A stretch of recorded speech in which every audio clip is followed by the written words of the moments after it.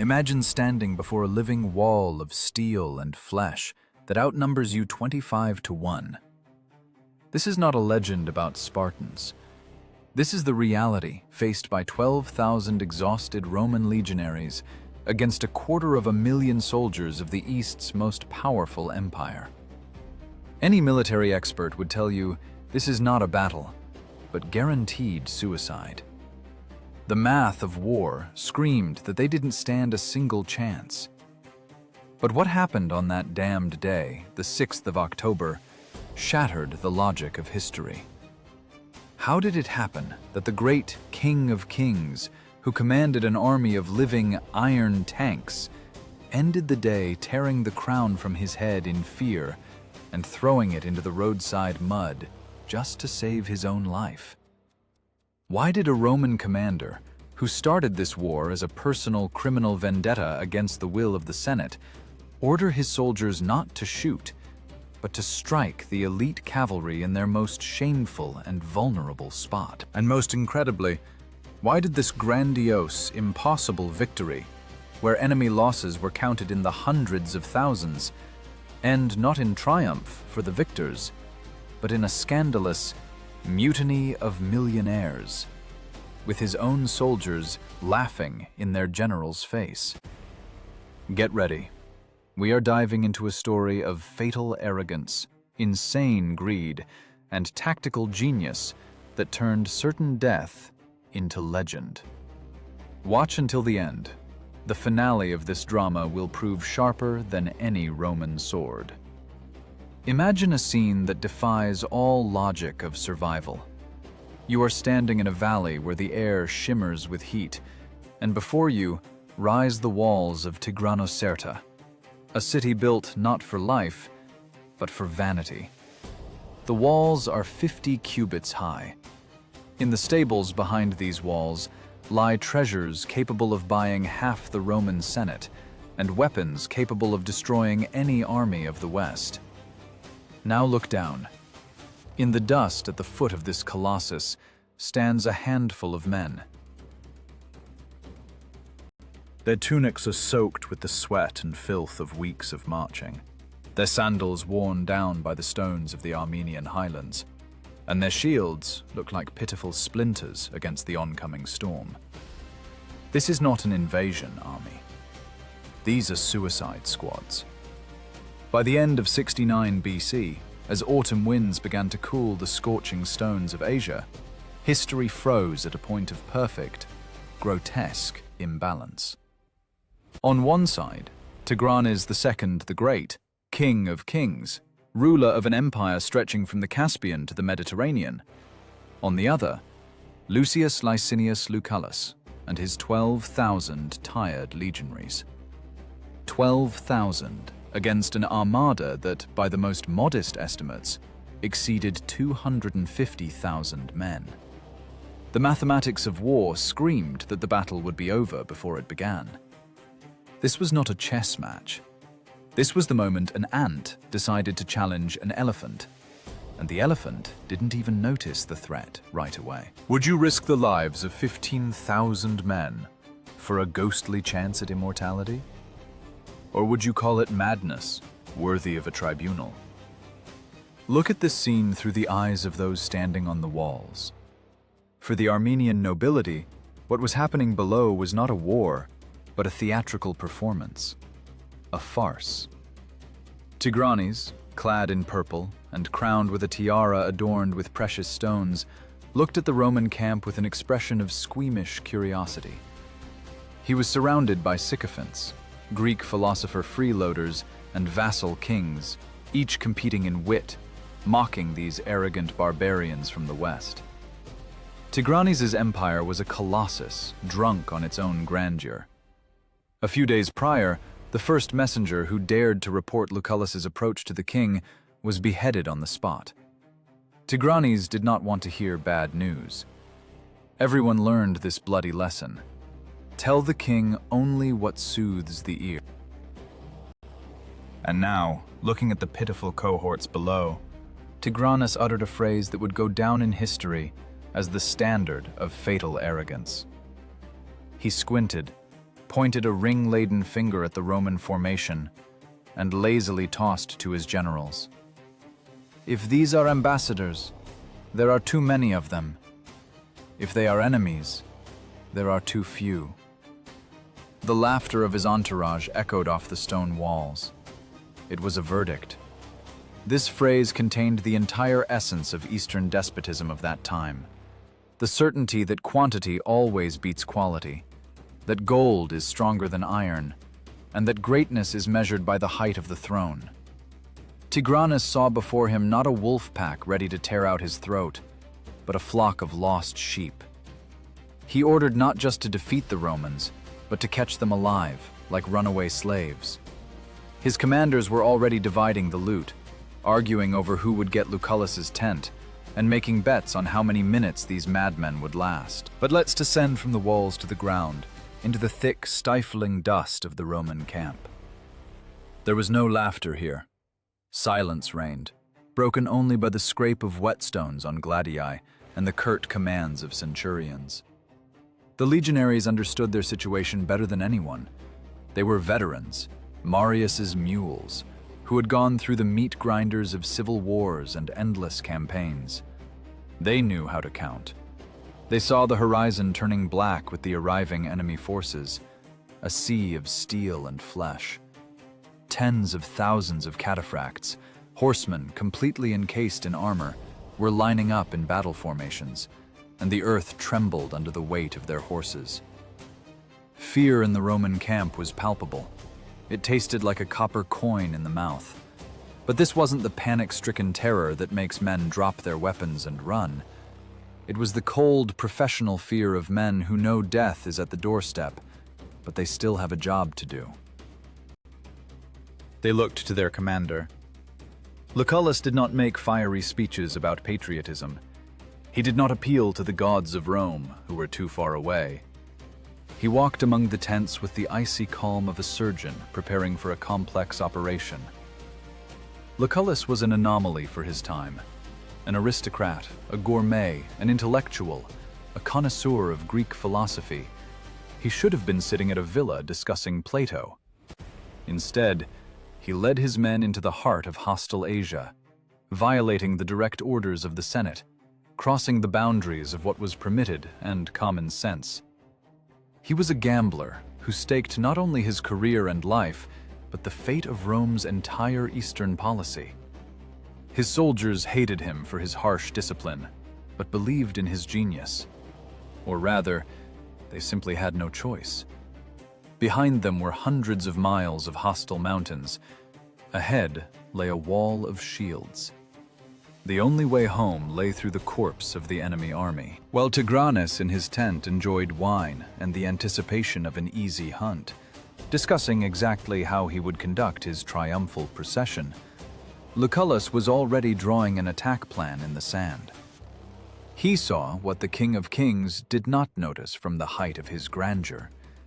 He saw not a solid wall of enemy power, but a patchwork quilt of motley tribes, mercenaries, and forcibly conscripted peasants who did not understand each other's language.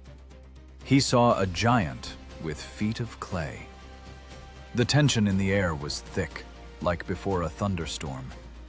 The Romans checked their armor straps, adjusted their shield grips. Everyone understood. Tomorrow would either make them richer than kings or turn them into food for vultures. There was no third option. And while Tigranes laughed, looking at his countless regiments, he didn't notice the spark in the Roman commander's eyes. It wasn't the glint of fear. It was the glint of a hunter who had finally lured the beast out of its hole. Lucullus knew. The laughter on the walls of Tigranocerta would soon change to screams, and the dust raised by the hooves of the royal cavalry would become a shroud for the empire. History had prepared a cruel lesson for Tigranes, but for now, the king saw only dust at his feet, suspecting nothing of the fact that his doom would be born from that very dust. To understand the nature of this madness, we need to rewind the tape. We need to leave the walls of Tigranocerta and look at a map that would give any sane strategist in Rome a nosebleed. What brought the Romans to this valley of death was not a Senate order or a strategic necessity of the Republic. It was one man's obsession. It was the personal vendetta of Lucius Licinius Lucullus, turned into the century's most grandiose gamble. Imagine a hound that has caught a scent. The scent of an old, cunning fox, Mithridates the Sixth Eupator, king of Pontus, the very poison king who had been Rome's nightmare for decades. A ghost vanishing into the fog every time the legions closed the ring. Lucullus chased him for years. He won battles, took cities, sank fleets, but Mithridates always slipped away, leaving behind only scorched earth and corpses. And then, just when it seemed the war was over, the old fox dove into a bear's den. He fled to Armenia, to his son-in-law Tigranes the Great. Any other commander would have stopped at the border. The Euphrates River was not just a water barrier, it was a red line. Beyond it began another world, a monstrous empire whose size was the subject of frightening legends in Rome. Lucullus had no sanction for this war.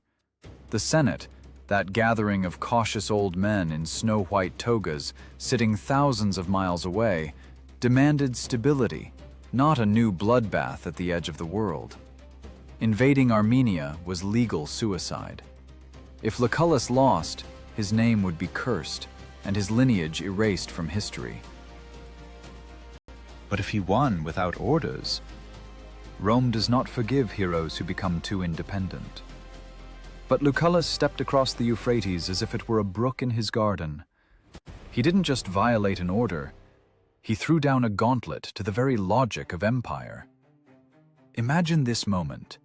12,000 infantrymen and a handful of horsemen stepping onto the territory of a state capable of fielding an army 20 times larger. This wasn't an invasion in the classical sense. It was a suicide raid. Lucullus understood what the armchair strategists in Rome did not. You cannot fight a colossus like Tigranes' empire by the rules. You cannot wage positional warfare. You cannot seize fort after fort. You will simply be crushed by mass. The only chance is to force the Colossus to make a mistake. He had to provoke him, make him believe that before him was not a dangerous enemy, but brazen yet insignificant prey. Lucullus used his army as bait. Live, breathing bait made of flesh and iron. This whole march through the mountains, this entire siege of Tigranocerta was a giant bluff.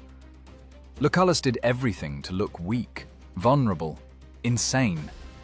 He taunted Tigranes, he pillaged his villages, burned his palaces.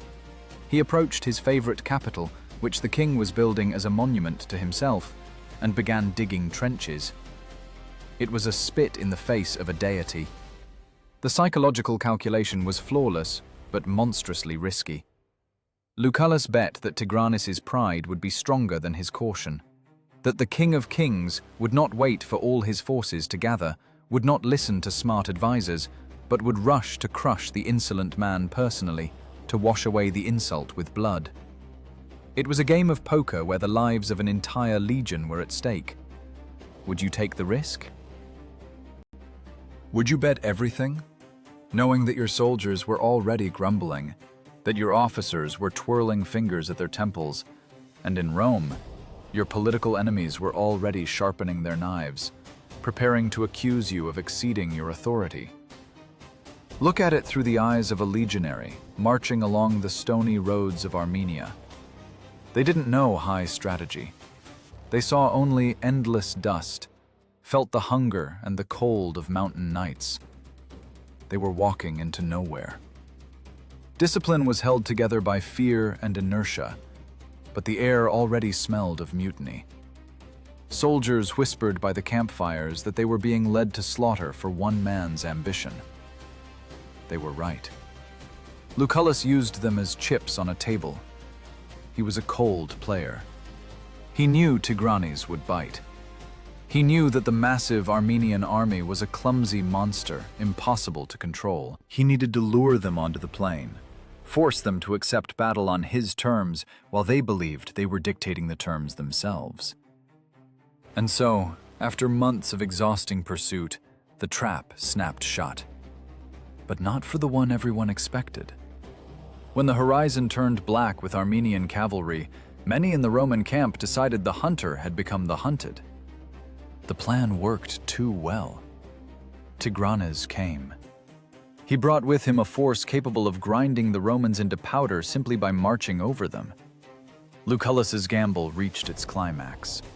The bait was swallowed, but the hook might not hold the weight of the caught fish. At the moment the Roman forward scouts saw the gleam of Tigranes' vanguard armor, history held its breath. It was the moment of truth for Lucius Licinius. All his education, all his Greek books, all his past victories compressed into a single point. Retreat was no longer possible. Negotiation was impossible. Only one thing remained: to prove that the audacity of a loner is stronger than the inertia of an empire.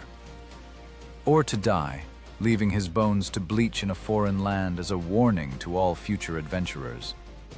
The hunter's obsession had led him into the beast's lair, and the door behind him slammed shut with a dull, tomb-like thud. The silence in the Roman camp was replaced by a rumble resembling the sound of an approaching earthquake. If in the previous part we spoke of a trap snapping shut, now it is time to examine its mechanism from the inside. Imagine you are inside a giant vise. The metal has already touched your skin, and the screw has begun to turn. Behind the legionaries' backs rose the walls of Tigranocerta, where the garrison, emboldened by their king's arrival, was already preparing a sortie. This was the anvil, and from the front, blocking the horizon, Tigranes' army was advancing. This was the hammer, and Lucullus, with his pitiful legions, was to play the role of a piece of soft iron about to be flattened into bloody foil. The situation was not just bad, it was catastrophic by every military tactics textbook. The staff officers, men who had been through hell and high water, looked at their commander with unconcealed horror. They had only one reasonable exit, dictated by the instinct of self-preservation: abandon the siege, burn the baggage train, and retreat into the mountains, hoping the Armenian cavalry would get bogged down in the passes. Staying in the valley with an enemy both in front and behind meant guaranteed death. The air in the council tent was stale with the smell of fear and unwashed bodies. One of the legates, with a trembling voice, reminded everyone that today was the 6th of October. This date silenced even the most cynical centurions. The 6th of October, a black day in the Roman calendar. The anniversary of the Battle of Tigranocerta, where Germanic tribes destroyed 2 Roman armies, slaughtering 80,000 men. It was a day of mourning, a day when the gods turn away from Rome, a day when it is forbidden to start any important business, especially battles. The superstition of the legionaries was a tangible force, as real as a shield or sword. Soldiers whispered that Lucullus was cursed, that he was leading them to the underworld on the most inappropriate day of the year. But Lucullus wouldn't be himself if he allowed fear or omens to rule his decisions. He looked at his panicking officers with the gaze of a man who sees something inaccessible to others.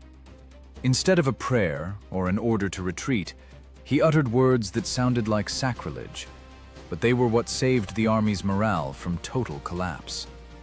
"I will make this day lucky for the Romans," he threw out with that arrogant smirk for which he was so hated in the Senate and so feared by enemies. At that moment, he made a decision that definitively moved him from the category of commanders to the category of madmen. Instead of gathering all forces into a fist for defense, he ordered to divide the army. Yes, you heard right. Having already negligible forces, he decided to scatter them. He left 6,000 soldiers under the command of Murena to continue the siege of Tigranocerta, preventing the garrison from striking in the back. And he himself, with the remaining ones, just think, with a handful of men, fewer than 10,000, turned to face Tigranes' ocean of troops. It was equivalent to trying to stop a tsunami with a leaky bucket. The maneuver began. The Roman columns moved out, but not into attack, but to the side, toward the river. From the high walls of Tigranocerta, and from the hills where Tigranes' army was positioned, it looked like a pathetic attempt to flee. The Armenians began to hoot. Tigranes, watching this shameful flight from his golden throne, nearly fell over laughing. He turned to his advisors and said, "See, the Roman lions turned into hares as soon as they saw my shadow." He thought the battle was already won without a single blow. He saw the backs of his enemies, and this sight intoxicated him more than wine. But the king was mistaken.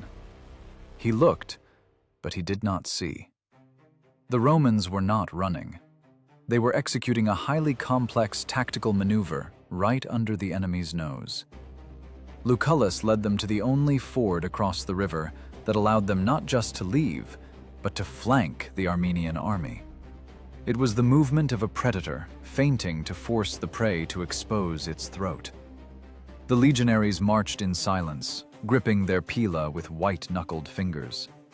They felt the scornful laughter of hundreds of thousands of enemies on their backs, but they trusted their commander. Or, more likely, they feared him more than death. When Lucullus's vanguard entered the cold water of the river, the current knocked them off their feet, but iron discipline held the formation. Spray flew everywhere, mixing with dust, and only when the first cohort climbed out onto the other bank and, instead of disappearing into the mountains, began to deploy into battle formation facing the enemy, did the laughter in Tigranes' camp begin to die down. The smile slid off the face of the King of Kings. He suddenly realized that these madmen were not running away. They were coming for him. Imagine this moment of psychological fracture. The huge, clumsy machine of the Armenian army, relaxed, confident in an easy victory, suddenly realizes that the victim has switched to the attack. Chaos began in the ranks. Commanders shouted contradictory orders. Chariot drivers tried to turn their horses in the cramped space. Infantry trampled each other. The element of surprise was absolute. Lucullus turned his weakness, small numbers, into an advantage. His small army was maneuverable as mercury, while Tigranes' giant army resembled a beached whale that couldn't turn its head. The atmosphere changed instantly. Instead of claustrophobia and despair, a cold, angry determination now reigned in the Roman ranks. They had crossed the Rubicon of their fear even before entering the water of the real river. Now, standing on the wet bank, having cut off their own retreat, every legionary understood. The only road to life lay through the formation of those who just a minute ago were laughing at them. The hammer froze in the air, failing to strike, because the anvil suddenly vanished and transformed into a blade aimed at the heart. The battle, which was supposed to be a slaughter of babes, was turning into something beyond comprehension. The ground began to vibrate. This was not a metaphor. From the opposite side, recovering from the initial shock, the main striking force of the East began to gather speed. The steel tide, which we will talk about next, was set in motion. But the Romans were no longer looking back. Lucullus, wet to the waist, stood before the formation and pointed his sword not at the enemy hordes, but at one specific point on the battle map that only he had noticed. The trap didn't snap shut. It was blown apart from the inside by the insane bravery of one man who refused to believe in the inevitability of defeat. The earth didn't just vibrate, it groaned. If you have ever stood on a platform when a heavy freight train rushes past, multiply that sensation by 1,000, and add to it the primal terror of realizing that this train is heading straight for you. The Romans, having just crossed the river, froze. The gaze of every legionary was riveted to the center of the enemy formation, where a spectacle capable of paralyzing the will of even the most hardened veteran was unfolding. Advancing on them was not just an enemy. Advancing on them was a geological catastrophe encased in iron. These were the Cataphracts. 17,000 horsemen. Imagine that number. 17,000 living tanks of antiquity. While Roman cavalry was light and maneuverable, Armenian Cataphracts represented the technological pinnacle of Eastern military engineering. Both rider and horse were completely covered in scale or plate armor, not a centimeter of exposed flesh. Instead of faces, iron masks frozen in an eternal, emotionless grimace. This was done not only for protection, but to deprive the enemy of hope. You are not fighting humans. You are fighting soulless machines of destruction. Feel that weight. Each rider carried tens of kilograms of metal. Their horses, specially bred breeds powerful as bulls, breathed heavily under the weight of the armor. And this raspy, wet sound erupting from thousands of nostrils drowned out even the clash of weapons. When this mass moved, it didn't gallop. It flowed like molten lava, slowly but inevitably. Stopping a frontal attack of Cataphracts with an infantry formation was physically impossible. It was simple physics. Mass multiplied by acceleration turned any shield wall into splinters, and the men behind them into bloody dust. The legionaries gripped their pila, the famous Roman javelins that pierced any shield. But now, looking at this wall glittering in the sun, they understood the futility of their weapon. Where to strike? The iron neck of the horse? The steel chest of the rider? The pilum would simply bounce off or break without causing harm. And in response, javelins would not fly. The Cataphract's main weapon was an extra-long lance, the kontos. 4 meters long, thick as a child's arm, it skewered 2 or even 3 men through like a needle through fabric. The Romans knew, if this steel avalanche gathered speed, the battle would end in mere minutes. They would simply be trampled into the clay of Armenia, along with their eagles, ambitions, and history. A heavy, sticky smell of fear hung in the ranks of the Roman infantry. This was not the adrenaline fear that makes blood boil before a fight. It was the cold horror of the doomed. Veterans who laughed in the face of death in Spain and Gaul now felt like ants before a hovering boot. They looked back at their centurions seeking confidence, but saw in their eyes the same understanding. There is no defense against a sledgehammer. 17,000 armored monsters were preparing to start their run. Tigranes the Great watched this with triumph. For him, Cataphracts were the absolute argument in any dispute. It was his pride, his nuclear weapon. He spent mountains of gold to create this elite. In the saddles sat not simple mercenaries, but the flower of Armenian aristocracy. Men who had learned only one thing since childhood: to kill while remaining invulnerable. The king knew the Romans were afraid. He saw their line waver. He needed only one thing: to give the signal to attack, and the battlefield would turn into a slaughterhouse. He already imagined iron hooves crushing Roman skulls, putting a bold period in the history of the daring Lucullus.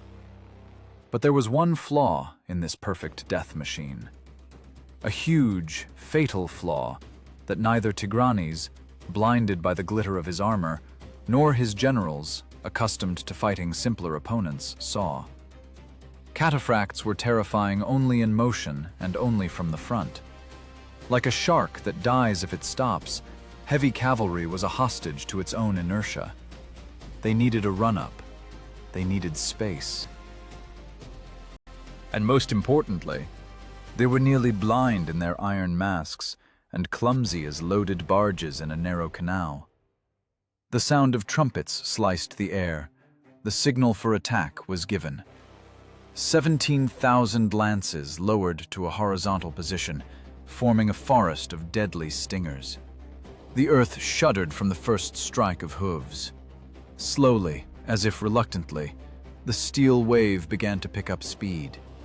With every step, the rumble grew, turning into a roar that blocked the ears. Legionaries instinctively closed ranks, though they realized it wouldn't save them. They prepared to die, cursing the mad Lucullus who had led them to this slaughter.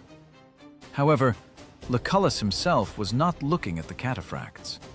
While everyone else, both his soldiers and the enemies, was hypnotized by the approach of steel death, his gaze, sharp and cold, scanned the landscape. He was not looking for salvation. He was looking for a mistake. And he found it. His attention was drawn not to the shine of armor, but to a strange emptiness behind the enemy cavalry formation. There, where there should have been reliable support or a reserve, rose a lonely hill. An ordinary, unremarkable hill, covered with dry grass. But to the eye of a tactical genius, this hill shone brighter than a lighthouse. It was the key. While the steel avalanche, gathering deadly inertia, rolled toward the Roman center, Lucullus realized that Tigranes had made a rookie mistake. The king believed so much in the power of his cavalry that he forgot to secure its rear. He left the commanding height empty. This hill loomed directly over the backs of the armored riders. Whoever controlled this hill controlled the situation. A new picture of the battle instantly formed in Lucullus's mind. Fear vanished, giving way to icy calculation. He had mere minutes before his army would be crushed, but now he knew where to plunge the scalpel to kill the giant.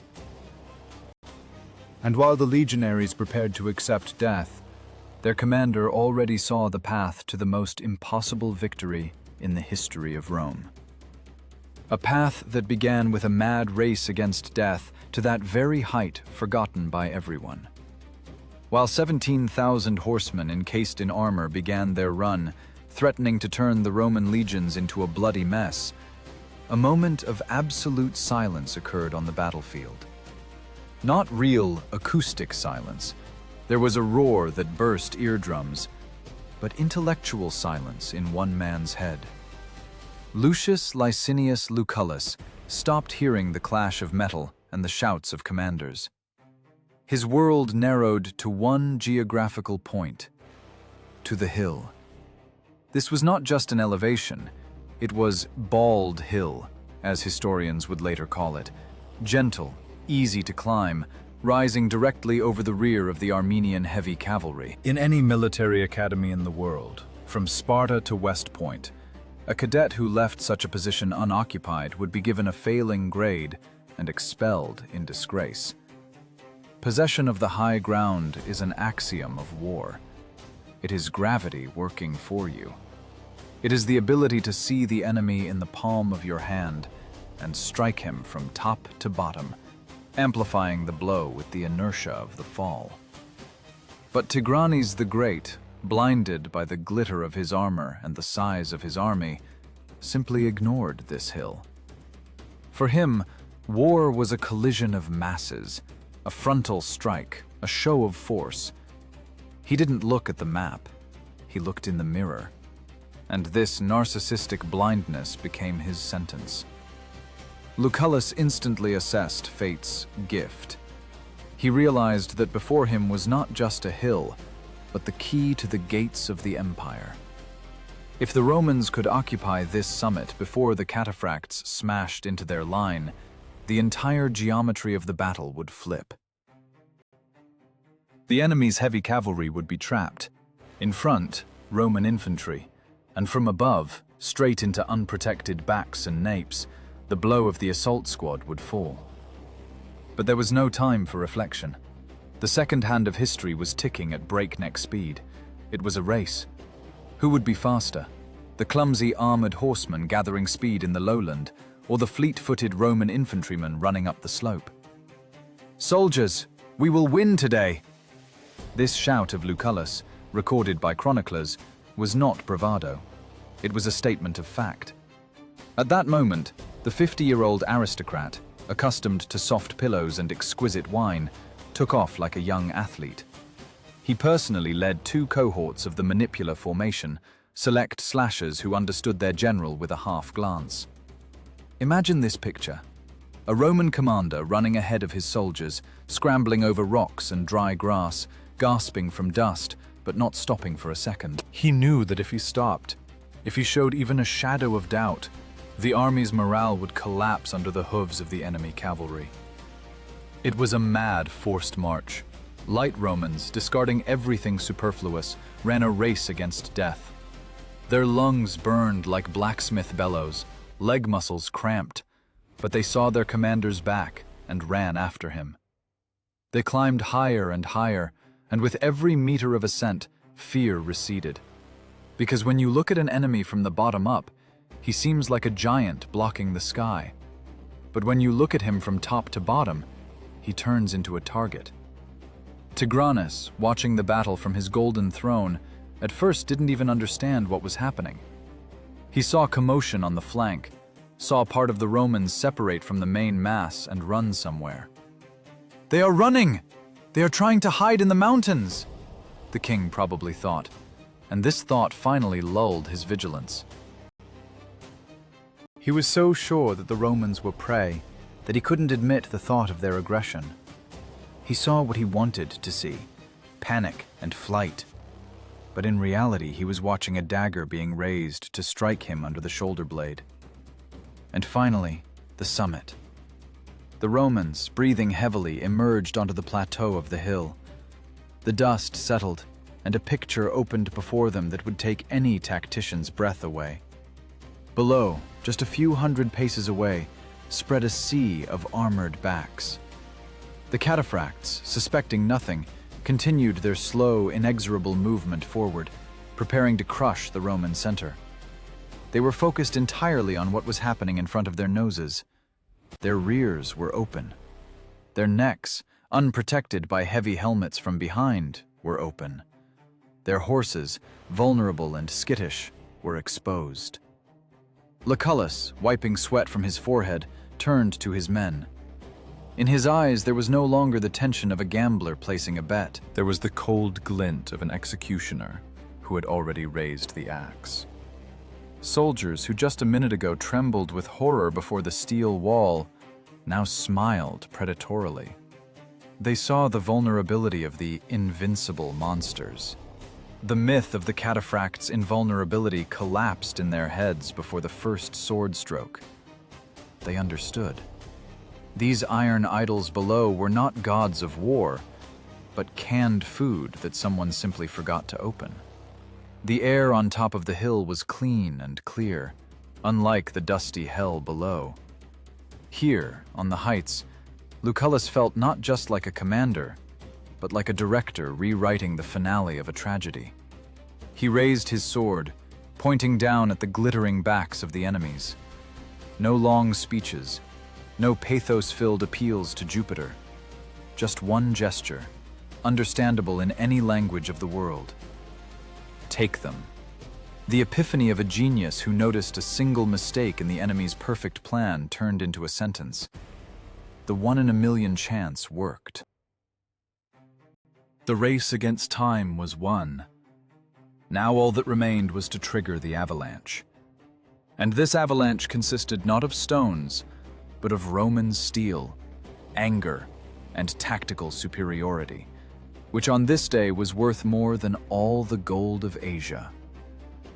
What happened in the next few minutes is hard to call a battle in the classical sense of the word. History textbooks write about battles and maneuvers, but those who stood on that hill knew this was not a battle. It was a surgical operation performed with a butcher's cleaver. Lucullus gave an order that went against the centuries-old tradition of Roman warfare. "Do not throw pila!" This cry was passed down the chain of centurions. Usually, a Roman attack began with a shower of heavy javelins, breaking shields and formation. But now, that would be a mistake. A javelin could bounce off a cataphract's armored back, or simply get stuck in the ground. No, a different tool was required here. "Hand to hand! Strike at the legs! Cut the sinews!" That was the command. It was an order not to soldiers, but to saboteurs.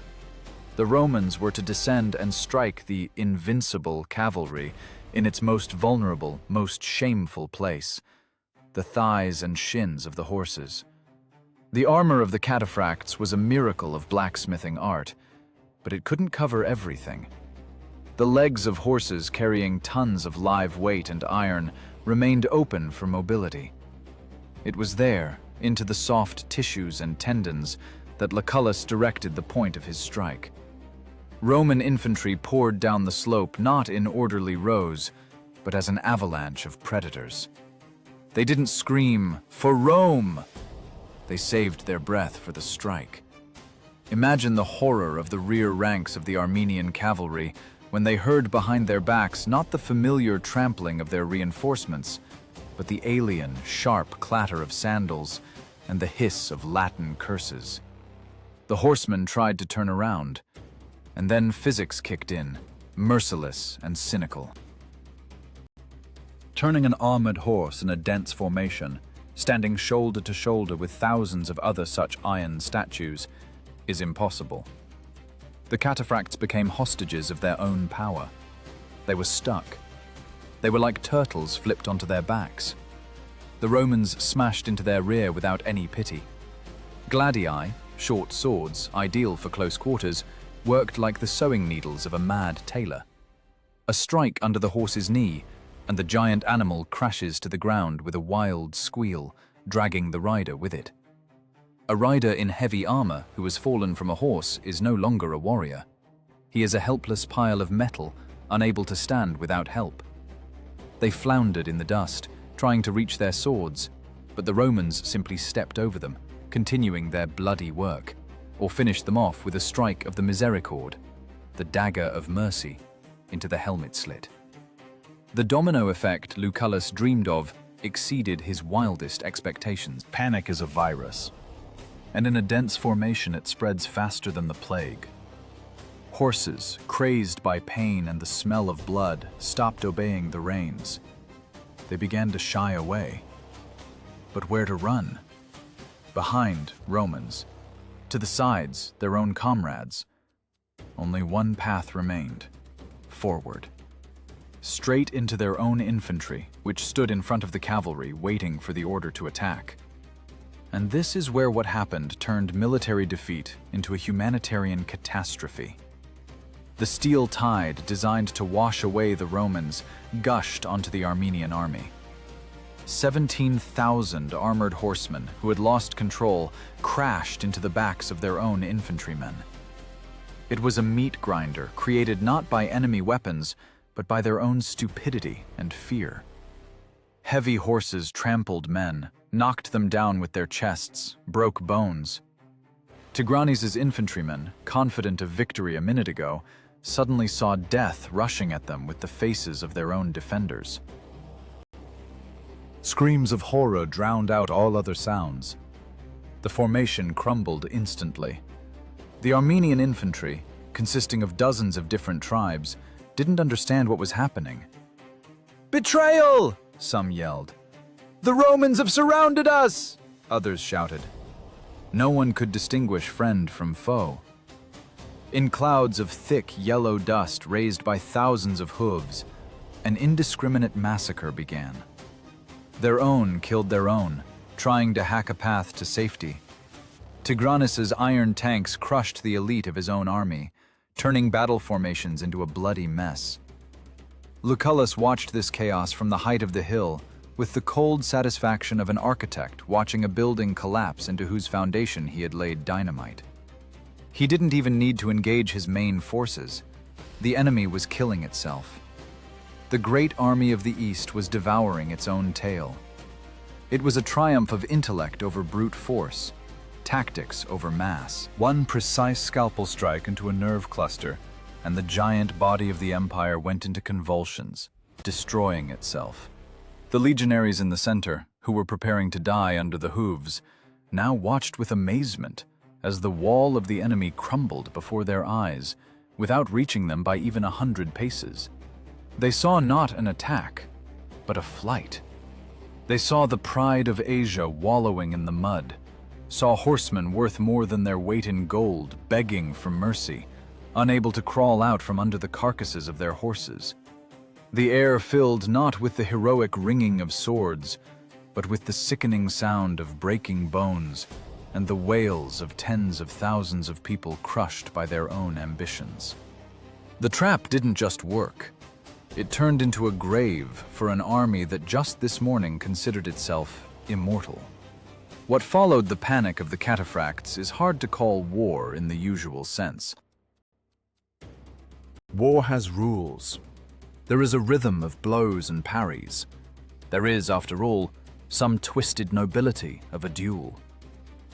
Here, there was none of that. The battle ended the moment the first Roman sword plunged into the croup of an Armenian horse. The hunt began. The largest and bloodiest roundup in the history of antiquity. Roman cohorts, previously standing in defense, opened their ranks and moved forward. They walked, not like soldiers storming fortifications, but like reapers going out into a field where the ears of grain are taller than a man. Only, instead of wheat, before them was a sea of disoriented, terrified people trapped in a deadly crush. Look at this picture from above, through the eyes of the gods who must have turned away from Tigranes on this day. The valley turned into a single organism of pain. A huge army, numbering hundreds of thousands, could neither fight nor flee. They were too numerous. The rear ranks, not understanding what was happening in front, continued to push, pressing the front ranks directly onto Roman gladii. It was a paradox of space. Tigranes' greatest advantage, his numbers, became his grave. Legionaries didn't even need to look for the enemy. They simply chopped and stabbed mechanically, methodically, with the efficiency of butchers in a slaughterhouse. The air became thick and metallic from the smell of blood mixed with dust. And what about the King of Kings? Where was the one who laughed at the Roman vagabonds this morning? Tigranes II the Great fled. And he fled not as a monarch retreating with dignity to regroup forces. He fled like a thief caught at the crime scene. Witnesses of those events described a scene worthy of becoming the epitaph of any tyranny. At some moment, tearing through a crowd of his own panicking bodyguards, the king ripped the tiara from his head, the symbol of divine power, adorned with white silk and jewels worth a whole city. Why did he do this? To save his life. The crown on his head made him a target.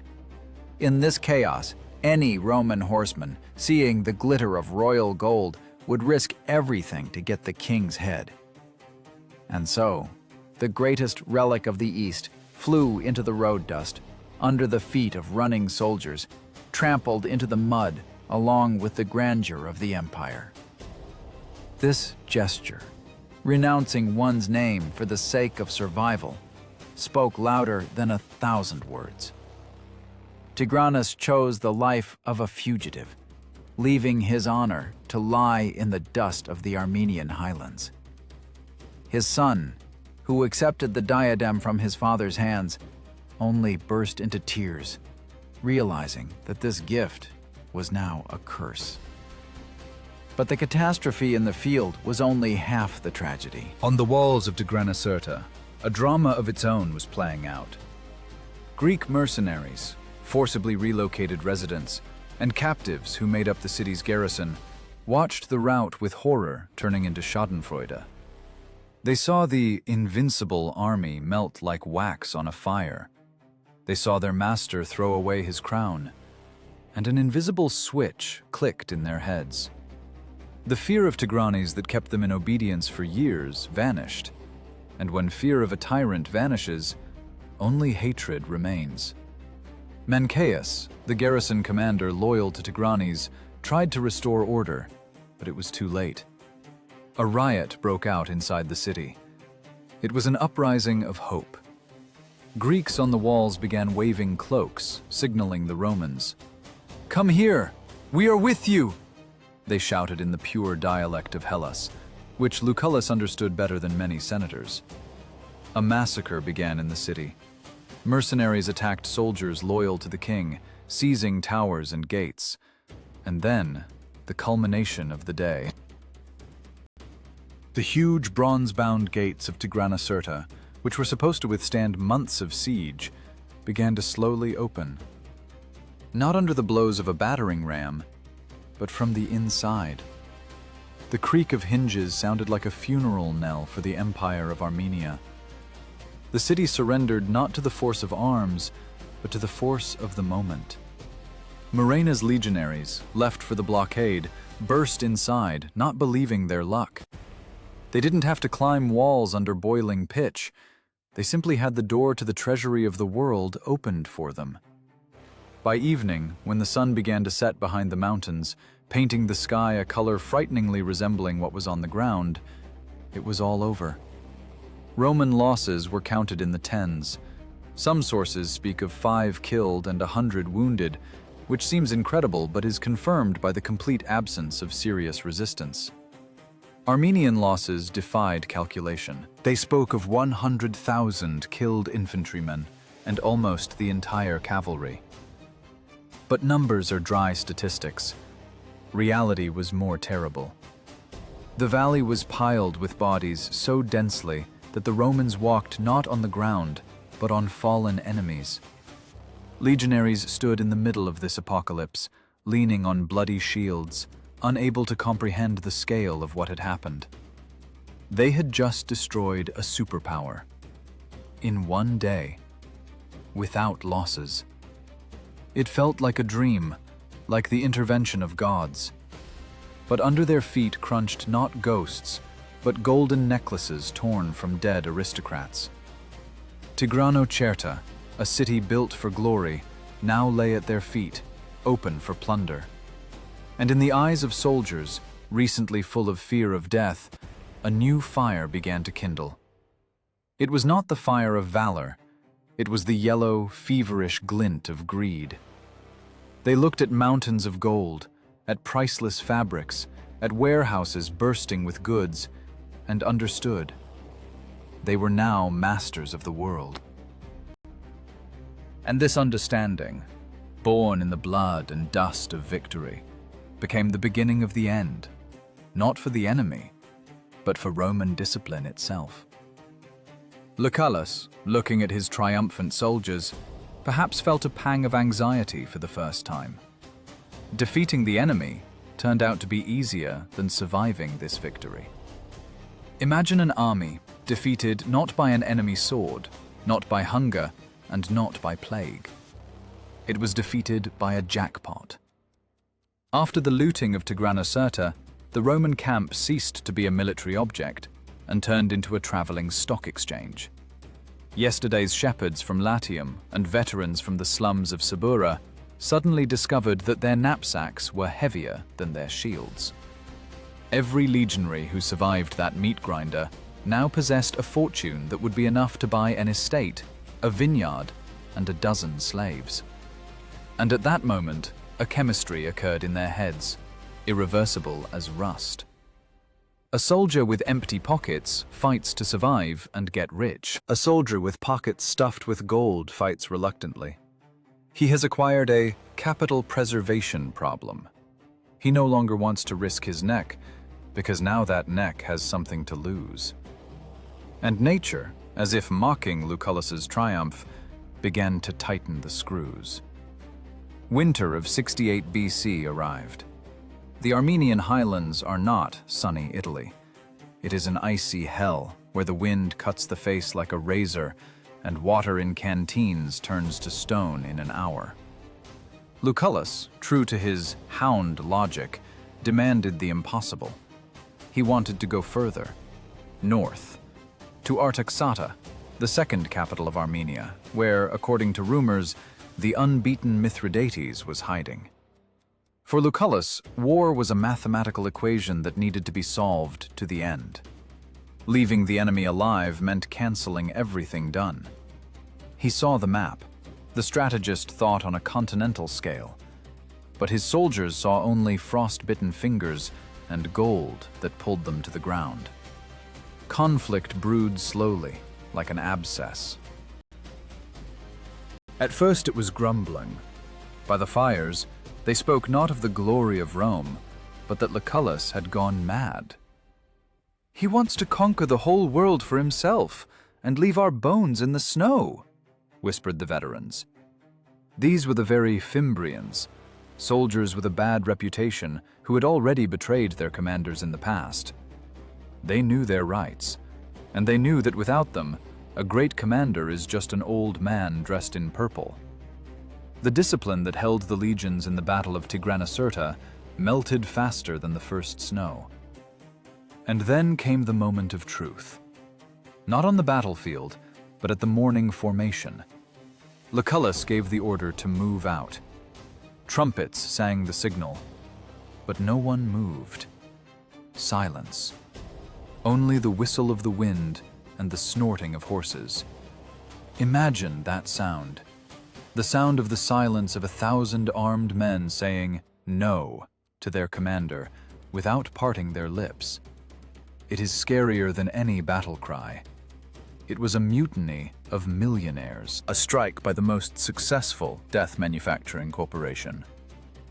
Lucullus, a man who sent cohorts to death with one look, suddenly found himself powerless.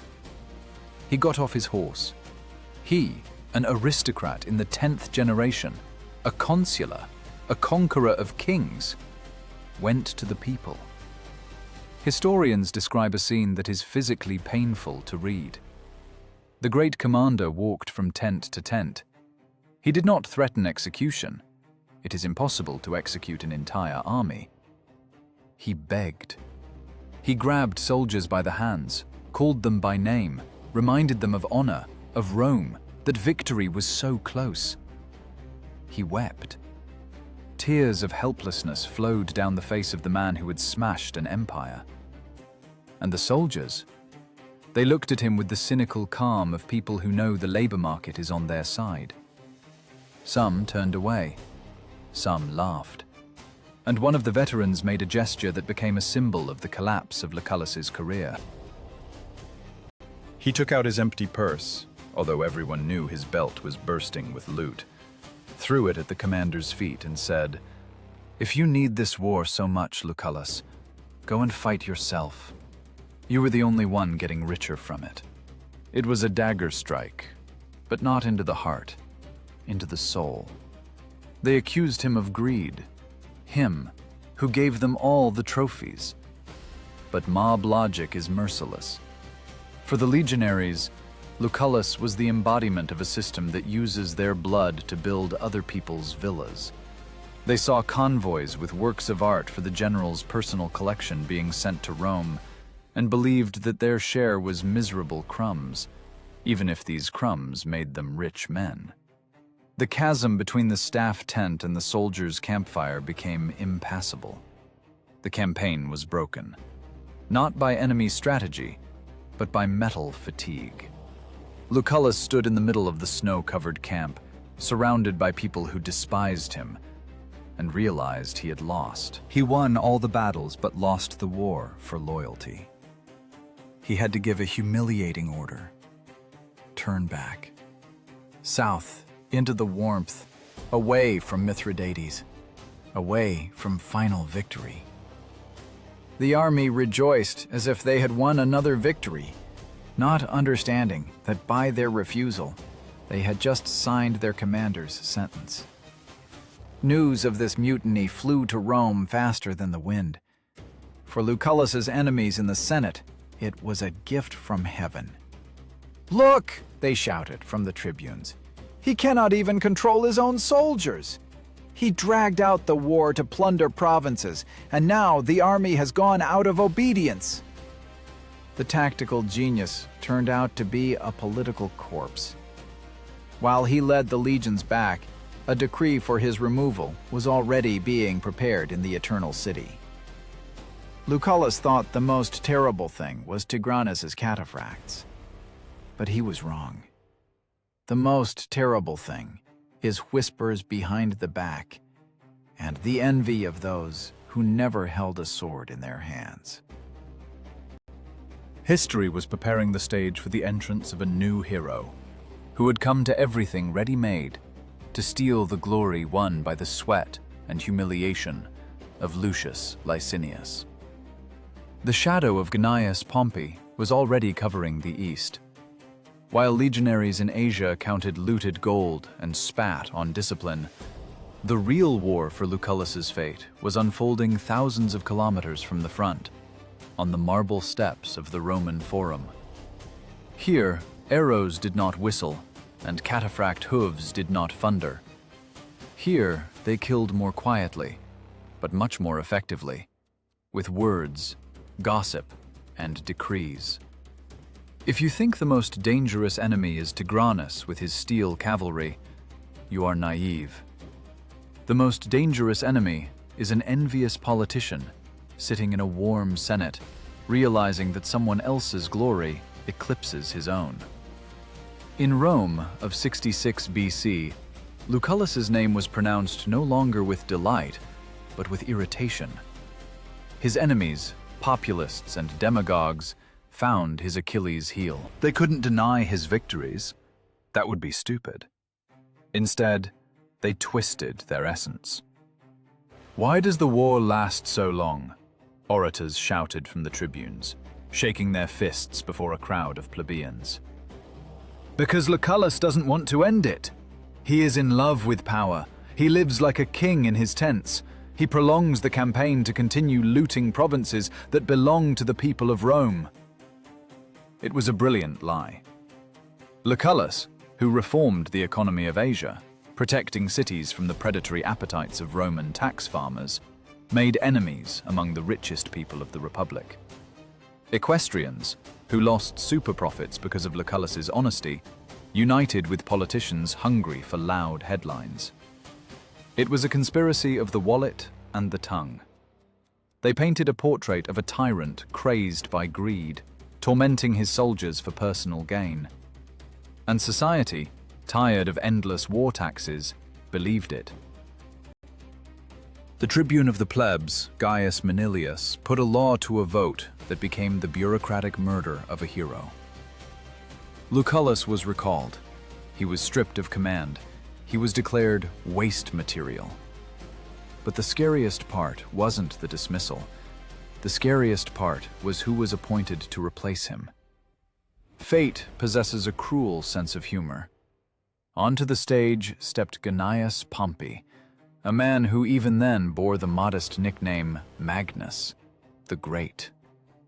Pompey was the complete opposite of Lucullus. If Lucullus was a genius of tactics, Pompey was a genius of PR. He was the crowd's favorite, the golden boy of the Republic, a specialist in appropriating other people's victories. He had already finished off Spartacus's uprising when Crassus did the main work. Now he was going to the east to pull the same trick with Lucullus. Imagine the cynicism of the situation. Pompey arrived not for a war. Essentially, there was no war left. Tigranes was broken and humiliated, his army destroyed, his spirit broken. Mithridates was a cornered beast, hiding in the crevices of the Caucasus. All the hard, dirty, bloody work was done. The steak was cooked, the table set, the wine poured. Pompey only had to walk into the dining room, sit at the head of the table, and accept the chef's congratulations. He arrived to everything ready-made, bringing fresh legions full of strength and thirst for easy profit. The meeting of the two titans took place in Galatia. It is one of the most dramatic scenes in Roman history, worthy of a great artist's brush. On one side, Lucullus, aged, worn out by years of campaigns, in dusty armor, surrounded by a handful of loyal but tired veterans. On the other, Pompey, shining, full of energy, surrounded by a huge retinue and lictors whose fasces were entwined with fresh laurel. At first, they observed etiquette, congratulated each other, but the air between them sparked with hatred. Politeness flew off quickly, like gold leaf from a cheap statue. Lucullus, unable to stand the arrogance of his successor, threw an accusation in his face that should have burned Pompey's conscience, if he had one. "You are like a vulture," he said, looking straight into the eyes of Rome's new idol. "You fly only where others have already killed the prey. You appropriate other people's corpses to seem like a hunter." Tigranes' words sounded like a sentence, but Lucullus's words sounded like an epitaph for justice. Pompey merely smirked. He didn't care about metaphors. Behind him was the force of law and the force of the crowd. He methodically, with sadistic pleasure, began dismantling Lucullus's legacy. He cancelled his orders, reassigned his legates, demonstratively ignored his advice. He forbade soldiers to obey the old commander. Imagine the humiliation of a man who commanded kings yesterday, and today stands alone in an empty field, and his own sentries do not salute him. Pompey took everything. He took the army. He took the glory of the war finisher. He even lured over those very mutinous soldiers to his side, promising them a quick return home and rich payments. It was political looting of the highest grade. Lucullus realized that his victory over Tigranes, that very impossible battle, was the beginning of his end. He was too good for this rotten system. He was a professional in a world of populists. He fought with a sword in a world where they fight with intrigues. And while Pompey, at the head of a huge army, marched to meet easy glory, to finish off already dead enemies and receive a triumph, Lucullus boarded a ship bound for Italy. He carried with him not the head of Mithridates, and not the keys to the world, as he dreamed.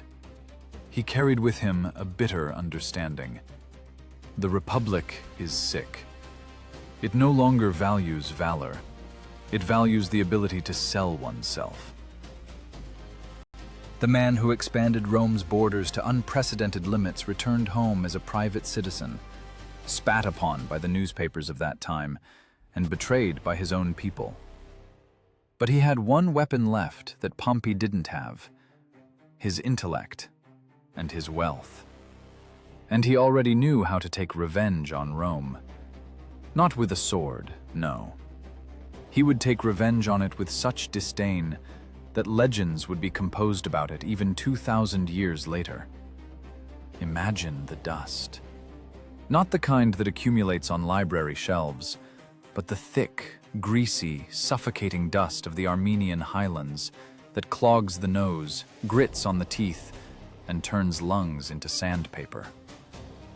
The 6th of October, 69 BC. If you are sitting in a comfortable chair right now, stand up. Go to the window.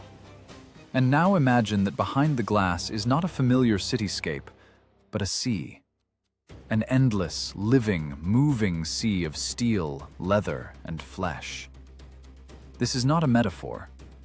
Below, in the valley, a panorama unfolds that would make any normal person's heart stop. You are standing on the fortress wall of Tigranocerta, the new, glittering capital of Asia, a city built on ambitions and bones.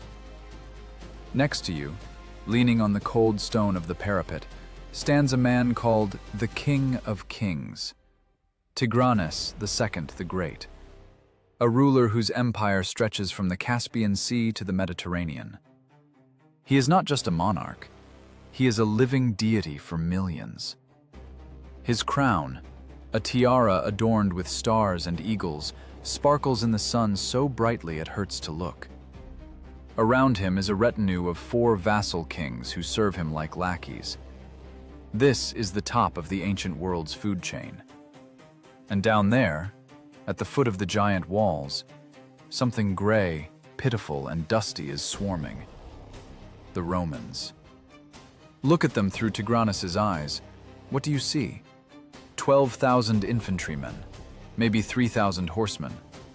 Dirty tunics, dented helmets, exhausted faces.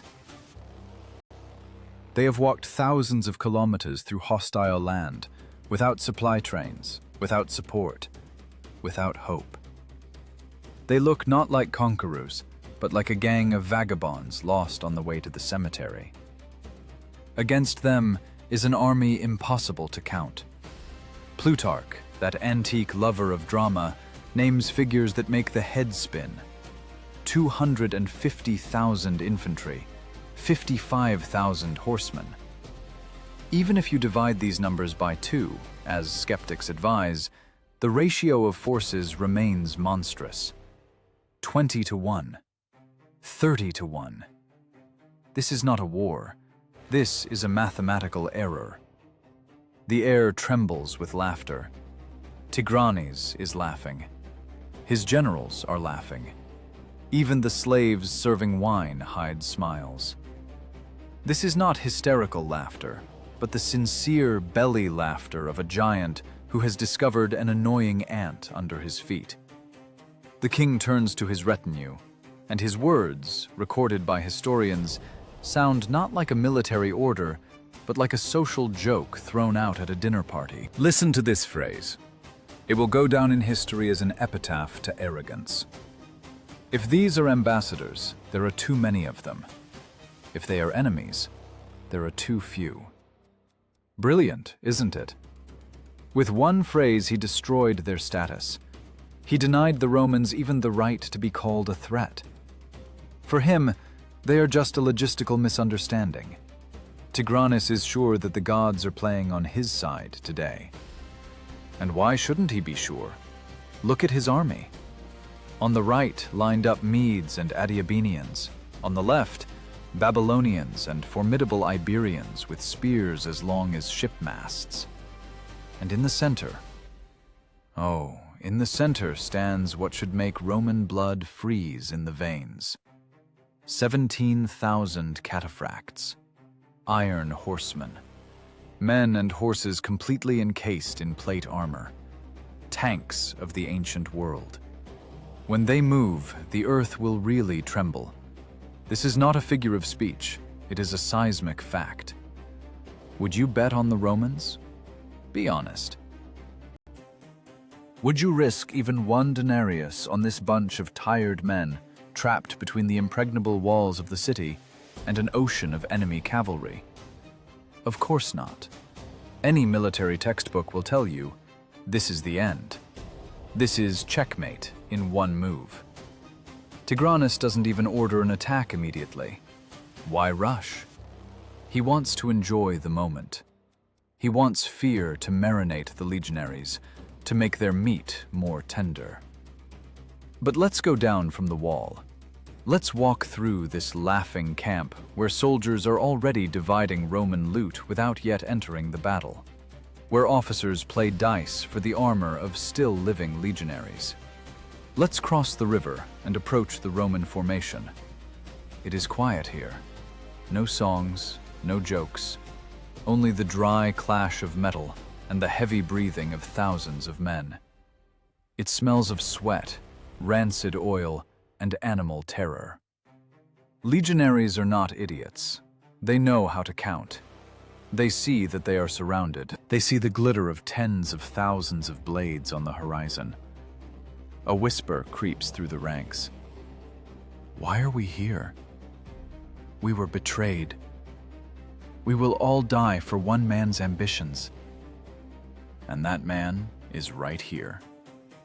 Lucius Licinius Lucullus. He is 48 years old. He does not look like an epic hero. He has no charisma of Alexander the Great or brute strength of Marius. He is an aristocrat to the bone, an aesthete, an intellectual, a lover of Greek philosophy. A man who, it would seem, should be sitting in a library or tasting oysters at a villa in Campania and not swallowing dust at the edge of the ecumene. But look into his eyes. Do you see fear there? No. There is the cold, calculating glint of a surgeon looking at a patient not as a person, but as a set of organs subject to removal. While Tigranes practiced wit, Lucullus was doing something completely different. He didn't listen to the enemy's laughter. He listened to the landscape. His gaze slid over the plain, ignoring the glittering armor and concentrating on the mud, ravines, and river currents. He was not looking for glory. He was looking for a mistake. And he found it. What was a field for a triumphal parade for Tigranes turned into a complex chess problem for Lucullus. He understood what the Eastern despot, blinded by his own greatness, did not.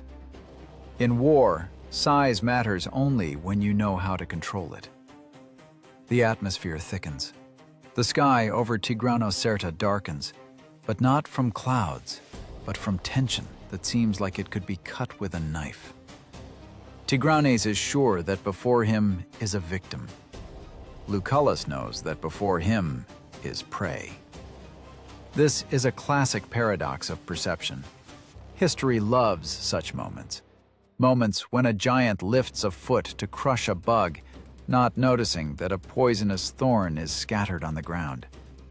Laughter on the walls gradually subsides, replaced by a businesslike hum. Armenian trumpeters fill their lungs with air to give the signal for the attack that is supposed to erase the Roman name from the history of the East. But the Romans are not waiting. They begin to move. And this movement is not flight. It is something that makes the smile slide off Tigranes' face. The legions are not retreating. They are not forming a defensive tortoise. They take a step forward, straight into the Leviathan's maw. At this moment, when the autumn sun of 69 BC reflects on thousands of raised shields, time seems to slow down. We stand on the threshold of an event that should not have happened, an impossible event. But to understand how a Roman consul decided on such madness, we need to rewind the tape back. We need to understand what kind of demon drove Lucullus into these cursed mountains. After all, this war was not an order of the Senate. It was not the will of the Roman people. It was his personal, maniacal obsession. The obsession of a hunter who drove himself into a trap, and now, looking at the beast's grin, realizes the only path to salvation lies straight through the monster's throat.